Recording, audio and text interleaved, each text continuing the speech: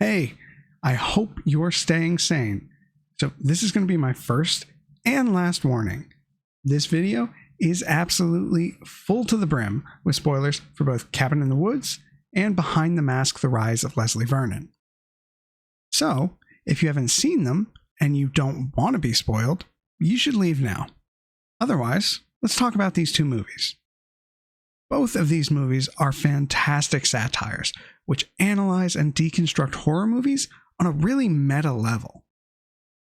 And on top of that, both are a lot of fun to watch. So if we're going to talk about them, I do think the easiest way to start is by giving a synopsis of each movie.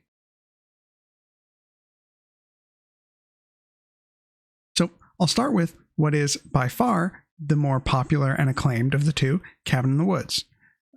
It's important to note that for both this movie and Behind the Mask: The Rise of Leslie Vernon, we have two sets of protagonists. And so we're going to start with our first set of protagonists for Cabin in the Woods. And we're talking about a group of college students who are heading out of town for a fun weekend at a cabin in the woods. So on the way to the cabin, they stop to fill up their RV at what has to be the oldest operating gas station in existence. And they're met with grave warnings of danger about their destination from a creepy, older, delusional man. In typical horror movie fashion, they ignore these warnings and continue on their journey.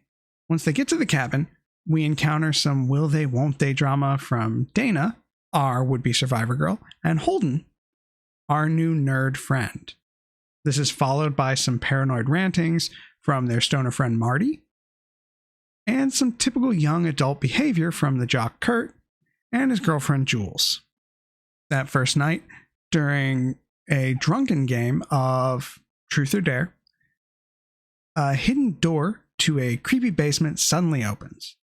Now, because this is a drunken game of Truth and Dare, of course someone has to go down there, and that someone is going to be Dana, our would-be survivor girl. After Dana goes down and gets scared, everyone else goes down. And in the basement, they find a number of interesting objects. But one object will catch each of our protagonists' eyes specifically. We've got a conch, a necklace, a music box, a puzzle sphere, and finally an old journal. Now, of course, Dana reads the words of the journal, and she reads them out loud, as one does in a horror movie. And we cut to a scene outside of undead emerging from the ground. Now, our protagonists don't know this, so they continue on with their night unaware of the danger they've summoned. And Kurt and Jules eventually head off into the woods for a little hanky-panky, as one does. There, they are attacked by one of these undead. This undead is a group known as the Buckner family. Unfortunately, Jules loses her life, but Kurt manages to escape and makes it back to the cabin. From there, we see a more or less typical horror movie trajectory as Marty is seemingly picked off and our protagonists try to escape but find that the only way to or from the cabin, this tunnel, has collapsed. As they try to drive out, Kurt tries to jump the ravine on a dirt bike that they brought with them, only to crash into a previously unseen force field. Holden dies, and Jules seems on the brink of death. So all of this is fairly typical horror movie fare, right? Of course it is. But what I've left out is that we do have a second set of protagonists, and they've had scenes sprinkled all throughout this movie up to this point. So while everything is happening with our group of college kids, we often cut back and forth to a group of professionals, mostly dorky white-collar office types or scientists. And what we find is that they are orchestrating all of the events at the cabin, and even the events before that point. We see them use chemicals, drugs, and advanced technology to sometimes subtly and sometimes not so subtly push our protagonists, the college students, down the path to their ultimate doom. We learn that the sacrifices of people are done all over the world, and that those sacrifices specifically follow the cultural cues of the country where they happen. And these sacrifices happen to appease the old ones. These are ancient Cthulhu-esque beings who slumber sated beneath the earth so long as these sacrifices are performed. Should these sacrifices not be completed, the world would be destroyed. Now, it's not that all of the countries that do these sacrifices have to succeed. Only one does. And what we learn is that up till this point, every other country has failed except for Japan and the US. Both Japan and the US are still ongoing in their efforts. As the night goes on, we come to find that Japan, who had a previously undefeated record, has for the first time failed. And so everything rests on the group in the US. As we've talked about with our other set of protagonists, everything's looking grim, right? Marty's seemingly dead, Jules is dead, Holden's dead, Kurt's dead, Dana is on the brink of death. And Dana, being the survivor girl, has to die last, or she might not die, and that would also be fine. But if she were to die, she would have to be last. So, right now, the shadowy government organization thinks it's in the clear. Hey guys, come on in, you're welcome. Tequila from darkness. There is light. And then they get a phone call. Turn the fucking music off. And we see on one of their screens, Marty steps in to save Dana. They make their way into the hole in the ground where the Buckners crawled out of, and what they find is a glass elevator.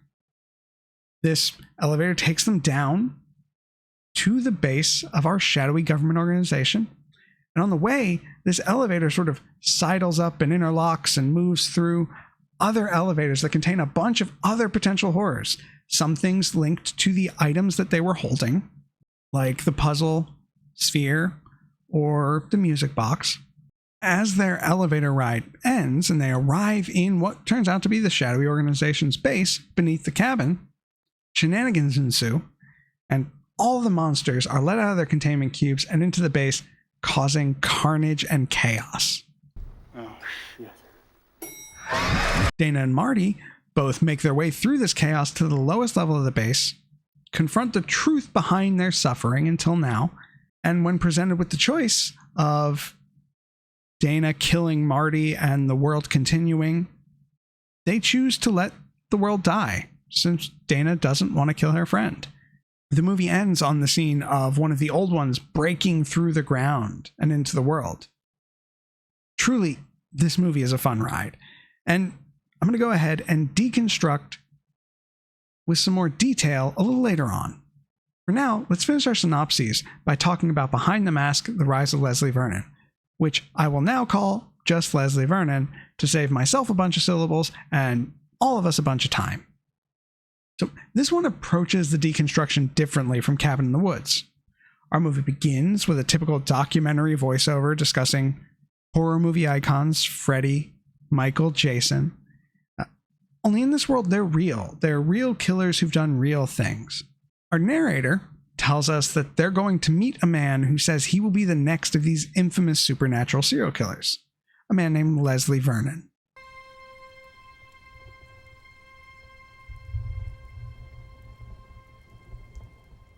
Our film crew is actually from film school and consists of 3 individuals. We have our narrator/interviewer Taylor, and 2 cameramen, Doug and Todd. They arrive at the home of Leslie Vernon, and we meet the man himself. Turns out he is surprisingly likable and not really what you'd expect from a future Michael Myers or Jason Voorhees. And Zoe.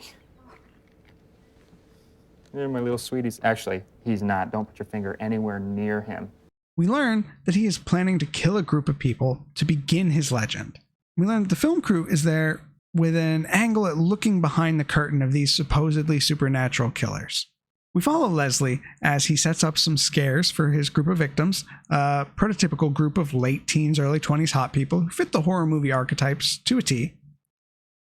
We meet Leslie's mentor, Eugene, or Gene, and learn about the reason behind his killings, a sort of cosmic balance between good and evil. Eventually, we get to our first victim, a mild-mannered librarian who happens to be friends with our would-be survivor girl, Kelly. Leslie, during the process, gets shot at by Doc Halloran. Doc Halloran is the Dr. Loomis of our tale. He's a man who knows what Leslie intends to do and plans to stop it. Some friction occurs between Leslie and Taylor due to Taylor striking out to meet the survivor girl Kelly at her job. And after that, we get the final act. So there's an abandoned farmhouse that'll serve as the stage for our final act. And Leslie explains what will happen, and we sort of watch the process of him explain, go through, and then we watch as his plans go off without a hitch. Even when Taylor and the film crew try to intervene, they find themselves in Leslie's crosshairs, and we learn at this point that Taylor was his target all along. After a typical confrontation in a cornfield,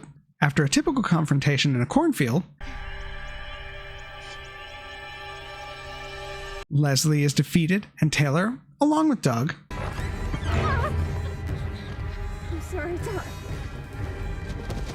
Rip Todd, you're a real one, ride off into the sunset. Of course, we get a post-credits scene of the not-so-dead Leslie escaping the morgue. Like I said, this looks at it a different way, and it sort of deconstructs horror movies in a different way, and takes a little bit more of a grounded approach than what we saw in Cabin in the Woods. So, now we've got an idea of both of the movies. We're going to deconstruct them to understand how they parody, satirize, and pay homage to classic horror movies and horror movie tropes, how they address horror movie complaints. And we'll look at it in the following ways. First, we'll look at how these movies feature and explain the horror tropes that we're also used to. Then we'll talk about how these movies refer to classic works of horror and how they are referential generally.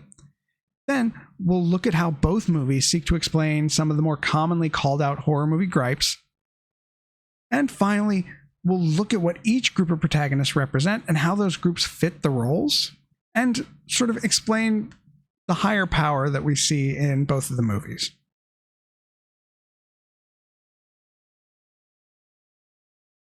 First, let's start with Cabin in the Woods. Right out of the gate, we have in our college students an absolutely classic grab bag of horror movie victims: a jock, a nerd, a stoner, a shy girl, and a promiscuous girl. In a hell of a twist, these people aren't actually the tropes that they're forced to be. Except for Marty. He is absolutely a stoner, no work required, no notes, 100% good job. When we first meet Dana, we learn that she is fresh off of a breakup with her college professor who she was sleeping with. Now, that doesn't seem particularly shy and reserved, right?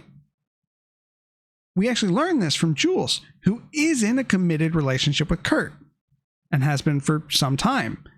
Not very promiscuous. Kurt is clearly intelligent, based on his banter with Dana at the front end about history and philosophy.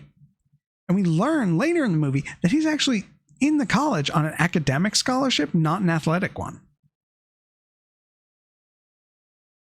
Meanwhile, Holden, our supposed nerd, just transferred in to play on the football team, and his intro to the movie is him catching a pass from out a third-story window in the middle of the street. So what gives? Well, as we learn throughout the movie, the shadowy government organization, which I will refer to as the Org from here on out, used a number of different drugs and chemicals to alter the personalities of this group of college kids to fit the tropes. So this once nuanced group of people became one-dimensional depictions of those horror movie archetypes. Looking past our protagonists, we see some absolutely classic horror movie tropes.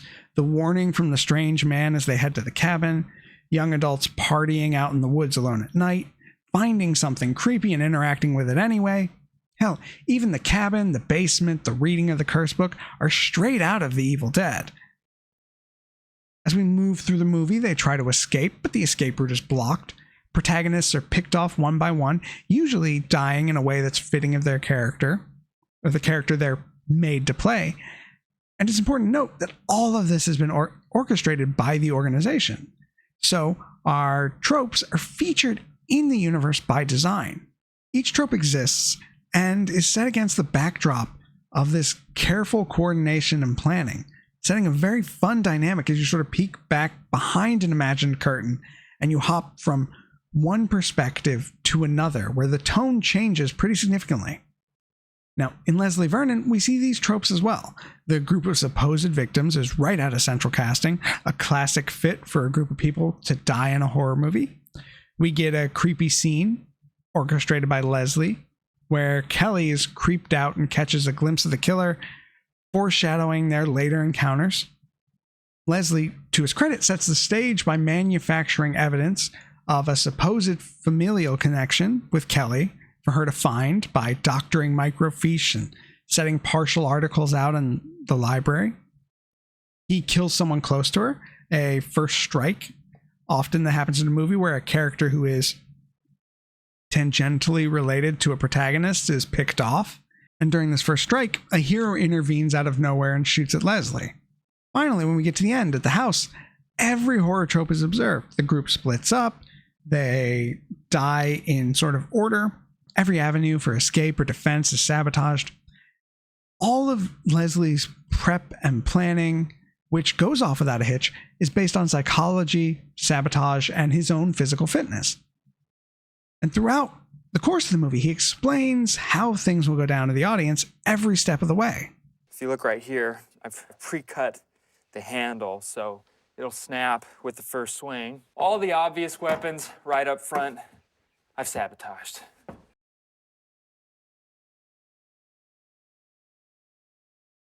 Okay, so I'll start by saying that all of the tropes I mentioned in that last section also fit the category of being referential to classic horror works.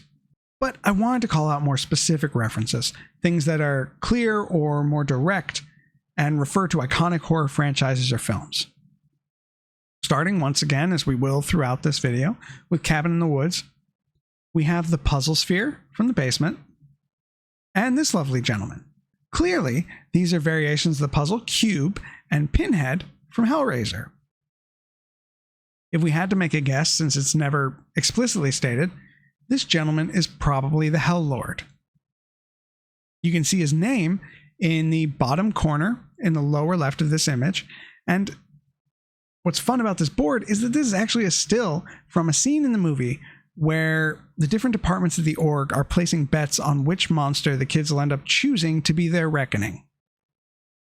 And when we look at the board, we have classics like werewolves, zombies, witches, mummies, vampires, and dolls.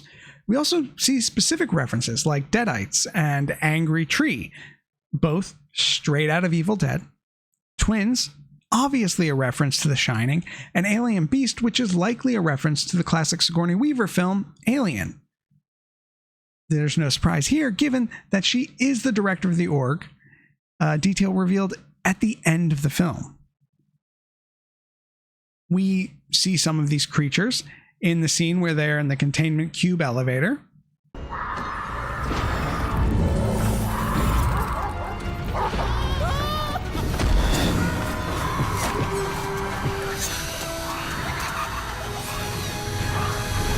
This containment cube elevator might itself be referential to the classic movie The Cube, where people are put into a sort of torture trap cube system as a prison. And we see even more of these creatures later in the film as they're released from containment. Interestingly, if you actually pause the scene and look at these cubes when it's zoomed out, as we're doing here, you can see zombies from the video game Left 4 Dead. There was supposed to be a crossover between the game and the movie, but that fell through at the last moment, which is rather unfortunate because I do think a Cabin in the Woods themed level of Left 4 Dead would have gone hard. In Leslie Vernon, we get direct references to the Halloween, Friday the 13th, and Nightmare on Elm Street franchises, both in the intro from Taylor and when Eugene is talking to Taylor later in the film. I'm not talking about the guys that really worked hard, like Jay, Fred, Mike.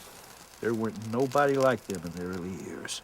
Additionally, you have the casting of Robert Englund, more commonly known as Freddy Krueger, to play Doc Halloran, and Zelda Rubinstein, famous for her role as a psychic in Poltergeist, to play the librarian.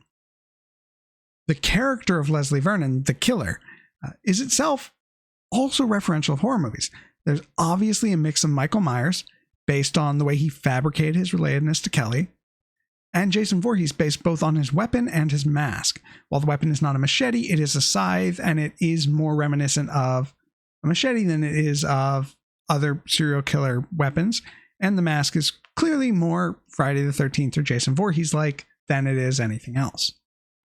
So taken together, all of these call outs and references show a really deep respect for classic works of horror, and they're added into the movie to give it both more character and depth, but also to give it a loving touch to say to an insider audience, hey, we got you.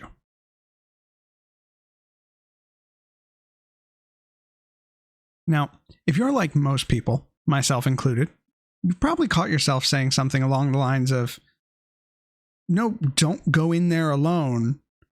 No, sure, go to the basement. Why not? Or don't stop, finish him while he's down. At some point during a horror movie.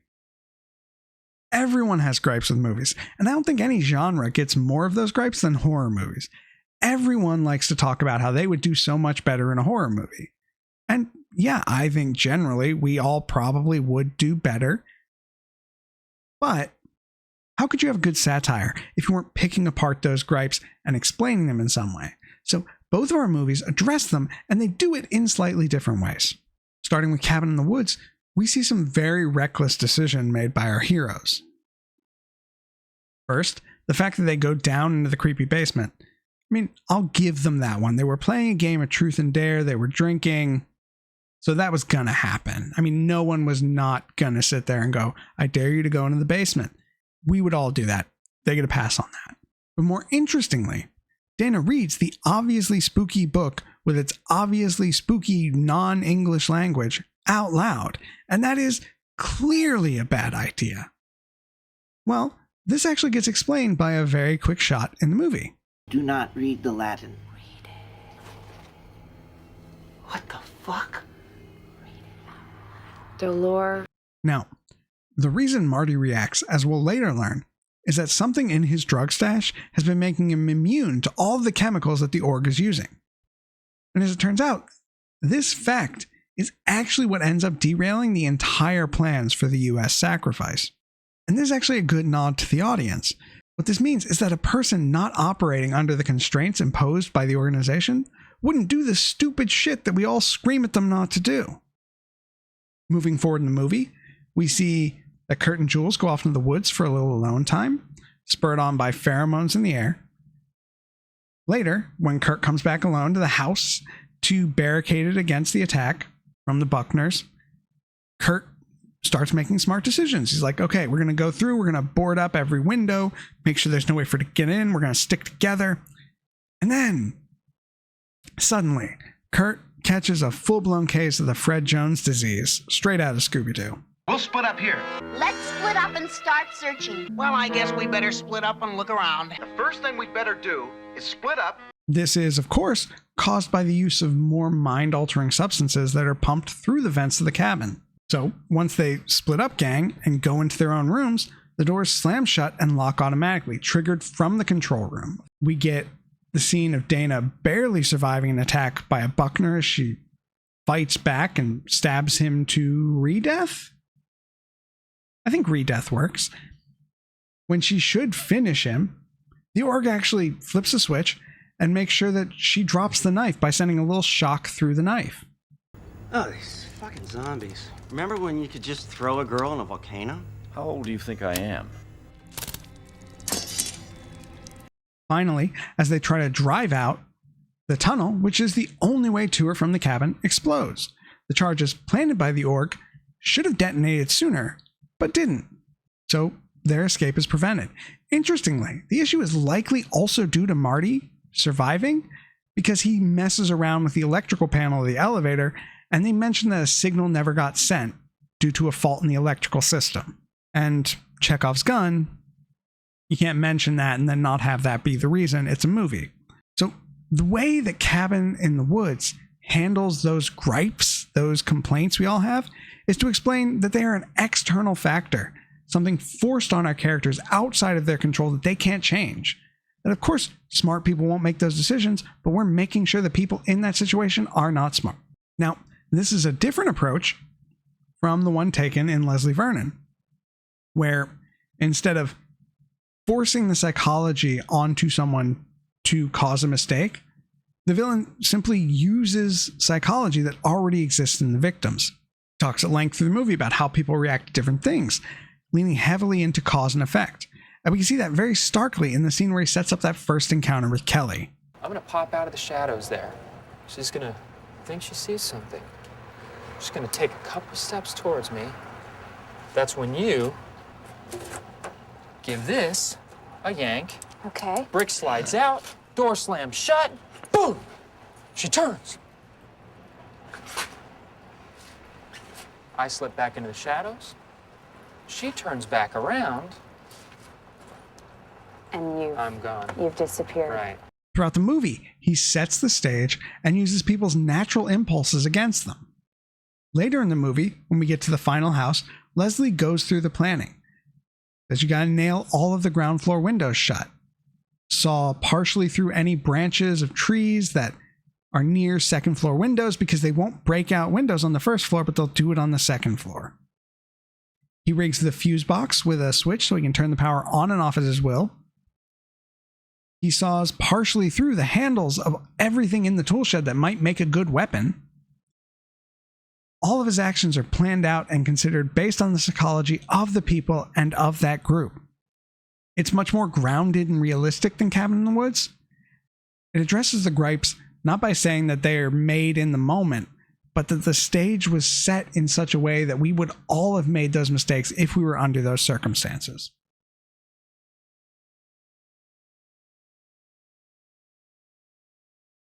Okay, once again with Cabin in the Woods.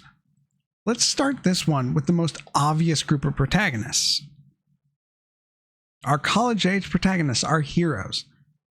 So when you think about who these people represent, that one's pretty obvious. They're the actors in our movie.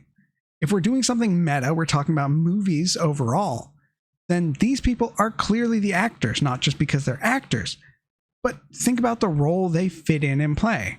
Their personalities aren't their own. They're acting the way they are based on the influence of the organization. They're playing the roles. So, what does that make the organization? Well, when you think about that one's pretty obvious too. The organization is our crew. It's the director, the writers. They set the stage. All of the special effects are done by the crew. For example, you've got explosives from the demolitions department, the mind-altering substances from chemistry. The two people in the control room are a combination of the writers and the directors. They're staging the scenes, moving the story forward, guiding and correcting our actors. All this work that the crew and the actors are doing is done to appease the old ones, ever in slumber so long as all the boxes are checked and the story is told. Interestingly, what we learn from Sigourney Weaver, the director, is that each culture has their own group of protagonists and rules that they must follow. These rules are determined by the culture that is performing the sacrifice. For instance, in Japan, it seems to involve school-age children and a haunted spirit of revenge. So, what does that make the old ones? Well, you guessed it. That's the audience. Different cultures have different expectations, and their approval determines whether the world portrayed in the movie will continue to exist. All of the work is done by the writers, the directors, the crews, and the actors to ensure that the old ones are happy, that we're happy. Really sort of wraps the whole thing up into a bow. And it's a love letter not just to the horror movie genre, but to the film industry as a whole. What about Leslie Vernon? In much the same vein, we have a group of young people. These are our actors. They're playing a role, expected to act in a certain way at a certain time, and their actions and reactions may as well be a script they're following with how well Leslie sets the stage. Leslie is a bit more complicated as a protagonist because he occupies multiple roles. He is certainly an actor in the movie, playing his part and directly interacting with other actors on screen as the killer and as Leslie Vernon, but he also sets the stage for the story to be told. He's clearly writing this story. He does the special effects, directs the performances of others, so he is also the crew. Similarly, our film crew also occupies multiple roles. They're obviously part of the crew. They record what's happening, but they also participate in some of the setup. Later in the movie, they become actors as they insert themselves into the story, and as we learn, Leslie had always intended for them to be actors. And finally, they'll also play the role of the audience. They are there to observe, and the only time Leslie truly gets upset with them is when they overstep and try to interact with one of the actors, Kelly. Damn it. I've shown you pearls. Shit no one's ever seen. The reason he gets so upset is because Kelly was a red herring to the story, and they risked the twist of the movie being given away by talking to her. She could have been pulling a full Tom Holland and just shouting spoilers from the rooftops. Now, even the relationship we see between Leslie and the crew is one that we often see with directors or writers and their audiences. During the course of the movie, Leslie gives them all the secrets, like a director's commentary. He interacts with them, and even if they won't end up liking what he is doing, he doesn't hold that against them. He knows that his job is to be true to his vision, and he just has to hope that the audience goes along. I made a choice to provide a counterbalance to all those things that we hold good and pure. For their part, the crew asks questions and seeks to understand the writer and director of this movie. They want to dig into why he makes the choices he makes. And that's it. We can see how these two movies are phenomenal satires and examinations of the genre, and how they use the critiques, tropes, and uniqueness of the horror movie genre to elevate their own stories. Neither has a sequel, choosing to stay contained to a singular story, and that may be due to financial reasons, but it also serves to really elevate both films. I think in the instance of Cabin in the Woods, it's highly unlikely that a sequel would have been planned based on the ending. But I do feel like the concept is ripe to have a show or miniseries that focuses on different groups of protagonists throughout the year as they go to the cabin. There's so many different monsters to explore and different items and lore around it. And you could always have sort of an anchoring effect of the organization characters being your stable group of protagonists while the actors shuffle through. You could take lots of different directions, but I think whatever they ended up doing would be really fun, so long as they didn't lean all the way into the horror and kept that dissonance we saw between the two groups, because I think that really sharpens the whole image of the movie as you move between the group of people who are just doing their 9 to 5 and the people who are fighting for their lives. If you haven't watched these movies, or even if you have, go watch them again. I'm sure you'll find something to love and see even more than I've mentioned here. If you think I got the groups or references wrong, let me know. And if you think there was even more evidence for what I was saying, let me know in the comments. I hope you all had fun watching, because I had fun making this, even though it was a bit of work. If you did enjoy it, go ahead and drop a like and maybe a subscribe so that my almost endless need for validation can be momentarily sated. Next week will be a politics video, but the week after, I want to go from talking about these great movies, one of which I consider one of my favorite movies, to talking about the single worst movie I've ever seen. It's the only movie that I've ever watched where, when it ended, I truly regretted the time that had been stolen from me. I'll tell you the name, but let me warn you now. This isn't bad like The Room is bad, where it's fun and funny to watch and you make fun of it. This is just bad. It's just a bad movie. And that movie that I'll be talking about is Jeepers Creepers 3. So, thank you for dropping in and watching. Take care of yourselves, take care of others, and I'll see you to talk movies in a couple of weeks.